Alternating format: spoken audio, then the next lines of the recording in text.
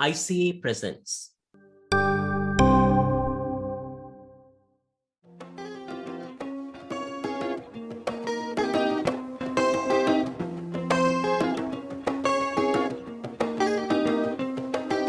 From the International Communication Association Podcast Network, this is Interventions from the Global South. In this podcast, we listen to the voices of community organizers, activists, and intellectuals from and of the Global South, imagining different worlds. My name is Professor Mohan Dutta from Massey University in Aotearoa, New Zealand.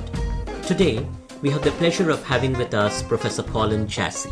Colin is Professor of Communication and Media Studies at the University of the Free State in South Africa.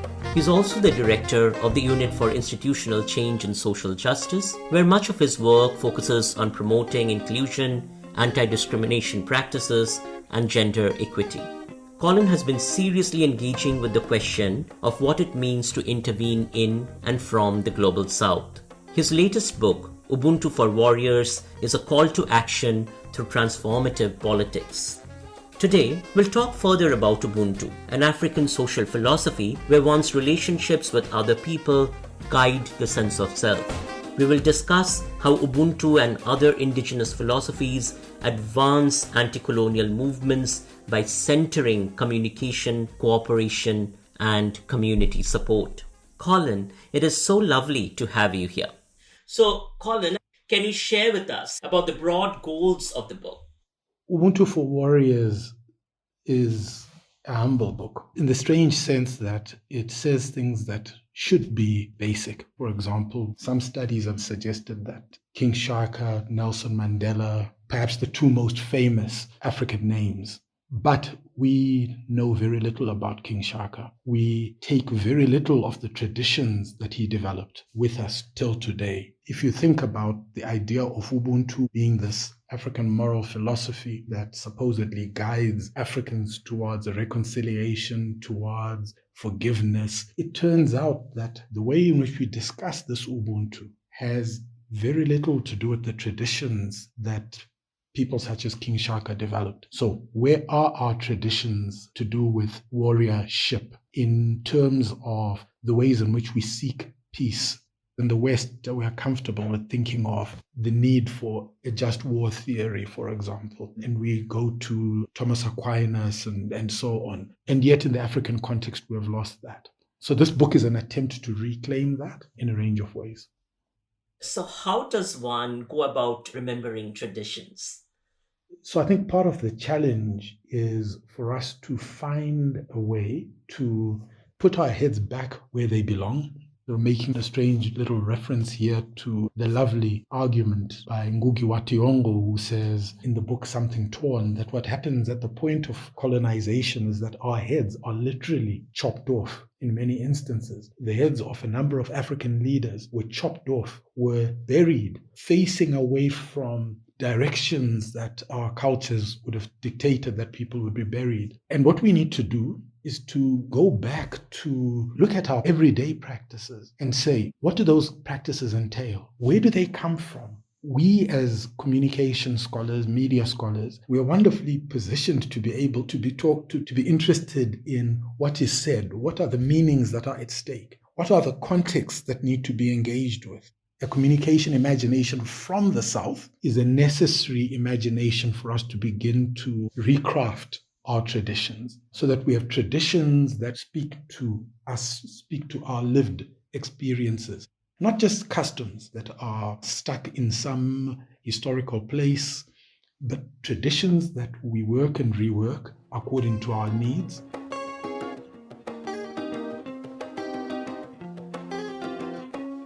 So tradition as living practice, if you will, in how you're articulating it. And I find that really powerful. I think about my own context of my engagement with India, where it's deeply troubling for me the ways in which the language of traditions, decolonization are being deployed to prop up and circulate forces of hate in terms of reproducing Hindu nationalism. Yes, for that reason, I'm troubled by this idea of invented traditions. Traditions must be fundamentally creative. if there to be any use to the human creative process in the global south, we're supposedly disinterested in the future. We're supposedly stuck in the past, which is therefore incapable of being entrepreneurial, which is therefore incapable of being inventive, which is therefore incapable of being law abiding. All of this, of course, translates to we are also incapable of democracy, for example. So there's a specific need for us to reclaim tradition as a living process that connects us to the future. That's really beautiful how you're connecting communication to praxis, and praxis being the work of imagining, it seems. Yes, and so let's maybe take another step back, right? We speak of communication, we speak of media, we speak of mediation, yet it is not clear to me that we have yet managed to truly understand what these terms mean outside of certain Western frames.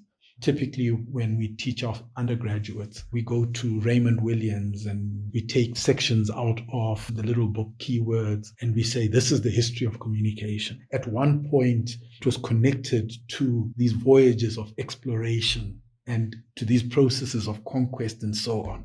Well, perhaps from a particular historical perspective, it was. Certainly, those processes were experienced very differently where I sit. Where I sit, these were processes that were certainly associated with disruption. So if we are talking about a history of communication, we need to ask what are the things that are called to mind when we think of communication.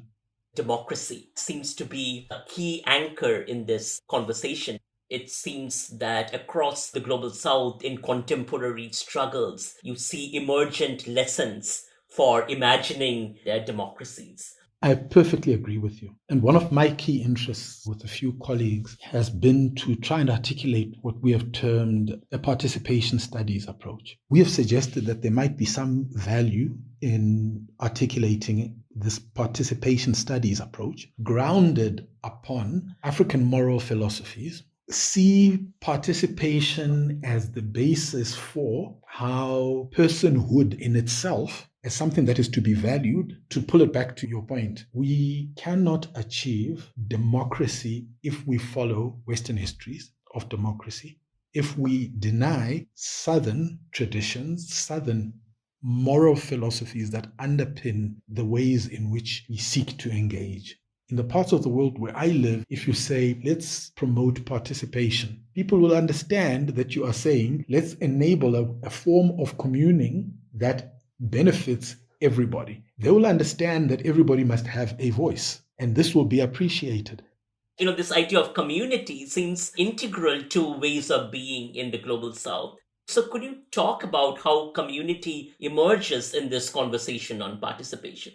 This is one of the key grounds for the struggles of peoples of the South who went into slavery, fighting against slavery. How can we get our voices back? How can we get our rights to participate back? This language of participation, I think, is fundamental to a rearticulation of the idea of community, and with it, the idea of communication. So what is the work of communication? How does it relate to the process of formulating communities? How does it relate to the formation of personhood? These are fundamental questions that I think still need a great deal of work.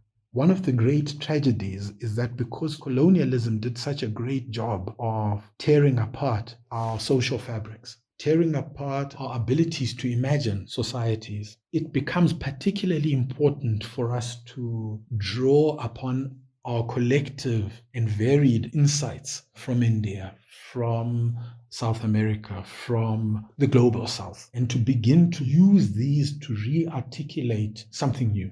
I think that the fees must fall movement, the roads must fall movement, the decolonization of higher education movement, reignited here in South Africa over the last decade, is showing us the great potency of these kinds of collaboration.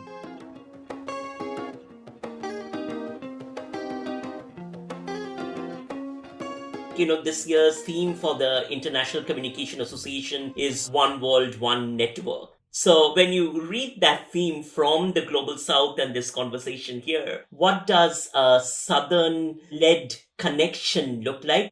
It looks like things that have been forgotten that we need to remember again. One of the great political movements in South Africa that led to the 1976 student protests, one of its greatest sources of inspiration was Paulo Freire. When they sat in KwaZulu-Natal in their hostel dormitories, they sat and they clandestinely read banned texts from Paulo Freire. They sat and they read Frantz Fanon. So these connections across the global south have always, or for a significant period, been active. It's interesting to see how we omit and are unaware of these traditions of thought that have been woven together, bringing in Freire, bringing in Fanon, and so on. And so we constantly have to start afresh. And I think that's tragic. Part of the work that we do need to do is to formally surface, formally acknowledge, formally reconnect these histories so that we don't constantly every 10 years, 5 years, 16 years, 50 years, sort of rediscover them again. I connect Global South conversations back to the non-aligned movement and struggles of non-aligned nations for sovereignty and those concepts, that movement. It almost seems like we are incentivized to forget and to position ourselves as doing something brand new that will have personal benefits for individual scholars and our ability to make claims, but do very little in terms of the history of the movement. Yes, so I think we are constantly being put into corners and we are constantly being set apart. And this is an important thing to really hear properly, right? The word apartheid, deep down at its base, includes this idea of setting apart. And one of the radical things about the non-aligned movement was precisely that the non-aligned movement tried to say, we are not that. We don't have to be in one corner or another. What is unique about us as people in the global south is that we are able to claim heritages, inventions, traditions, articulations that were Western, that were from a different part of the world, and we're able to make them our own. We do this with the food we eat. In the southern part of Africa, people eat mealie pap, we call it here in South Africa, sadza, we call it in Zimbabwe, where I come from, which is a maize staple. Maize is not indigenous to this part of the world. We have domesticated it, we have taken it, we have used it in certain ways. To be African is to be cosmopolitan. It is to be something that is capable of reinvention in the same ways that our forefathers 600 years ago took maize and started to use it in a particular set of ways. We have an interesting discussion here in South Africa where people have asked the question, are certain things that colonialism brought good? We are capable of making it good. We're capable of taking ownership of it and making it a part of a new cosmopolitan identity. Saying this does not in any way suggest that we are saying that colonialism was good. And it does not necessitate us having a conversation about certain parts of colonialism having been good. Could you also speak to this linkage between the everyday work of being in struggles for justice and theorizing about justice? What does the Global South offer us as a way for imagining those connections? It's really important that we also talk about the real people who live in these contexts, right? These violent settings in which often in order to be recognized as a voice, you have to articulate yourself in a particular register. You have to, for example, position yourself as a translator of African thought for Western audiences if you are to be recognized as a scholar. Often, the structures in themselves on a daily basis are violent. They're violent in the sense that we are often led to teach students things that really we know or should know are not useful to the students. Things that alienate us and our students from everyday lived experiences. One of the points that we make to the paper Smash and Grab that I co-wrote with Ilva Rodney Gumede is that we need to sometimes also recognize the ways in which we are fundamentally delegitimated by the systems that we find ourselves in. We are made to not belong. We are made to seem unreasonable. We are made to seem as if when we bring our ideas to the table, we are imposing ideas that are foreign to academia, that are disruptive in ways that are undesirable. And so we say, for that reason, we really need to, in some sense, accept the fact that in some people's eyes, we are illegitimate. We are like thieves. And whatever knowledge we have is seen by some as not quite belonging with us. So that when we join hands, we understand that we're joining hands with people who have been delegitimated, who have experienced certain wounds, who are raw in certain places, and who need a bit of gentleness. But if we do so well, there's a great deal of valuable stuff to be had from these collectives. In the face of this violence, when doing the work of intervening from the global south, how then do we build communities guided perhaps by the moral philosophy of Ubuntu or other similar moral philosophies of the south? It will turn out, I think, tragically, that most of us, 5 years after we are gone, our work too will be forgotten. Our work perhaps will only live through, or in the main, through the efforts of our students and so on, our children, if we have children, and so on, and the occasional reading of our articles and our books. If we humble ourselves to accept that fundamental reality, and if we ask ourselves, what does it take to generate a body of scholarship that will be picked up 1,000 years from now? Thank you so much, Colin. You teach us how to do the decolonizing work by doing the decolonizing work, and what an inspiring role model you are for so many of us. Thank you so much.